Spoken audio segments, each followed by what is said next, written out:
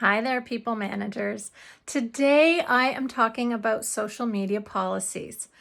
Pretty boring stuff. However, you do not want to be caught unaware and have a simple situation turn into something that is full of drama or worst case scenario in the headlines.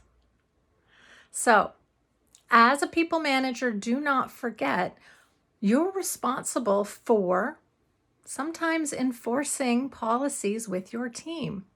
And it also means, however, you are their leader, which means you are the person that should be helping bring awareness to anything that could impact your team.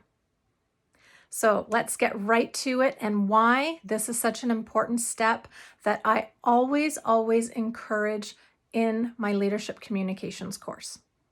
All right. 1. Locate your social media policy. Where are your policies kept? No idea.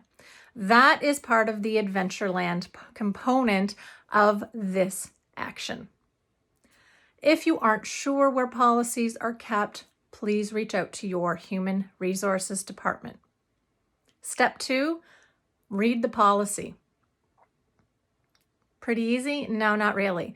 Sometimes these are really vague. So step 2, part B, is meeting with somebody from HR who is familiar with the policy and who is going to speak to you in plain language. You need to be crystal clear on what this policy represents and specific examples, especially if your policy includes any language about employee termination or any kind of negative employment feedback that could happen as a result of social media posts. And that includes whether or not they are on professional sites or personal. So now that you have located, read, and met with HR for clarity, book a lunch and learn with your team.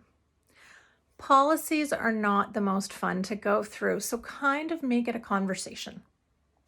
There's probably going to be a lot of questions. Review the policy with your team. Engage with them. Answer questions and give the specifics, which is again why you need to meet with HR. That way they are crystal clear. What are the expectations of your organization? What is the reach of the social media policy? Again, is it specific to posts on LinkedIn? Is it specific to posts that might harm the reputation of the organization? Or is it broader?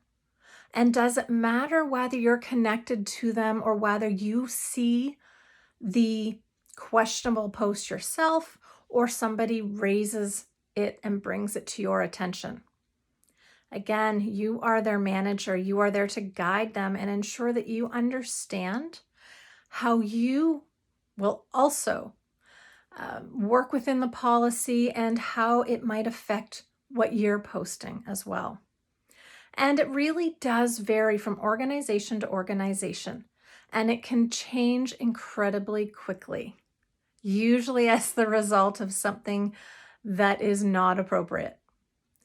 So, sounds simple, but it can be a real eye-opener. And when I have this discussion with the larger group in my course, it starts some pretty great eye-opening suggestions. I have a lot of folks that had no idea what the scope of their social media policy was or what they were not allowed to talk about, or in some cases, what they're encouraged to do and how they're encouraged to use social media to broaden the reach of their organization and to demonstrate support for their teams.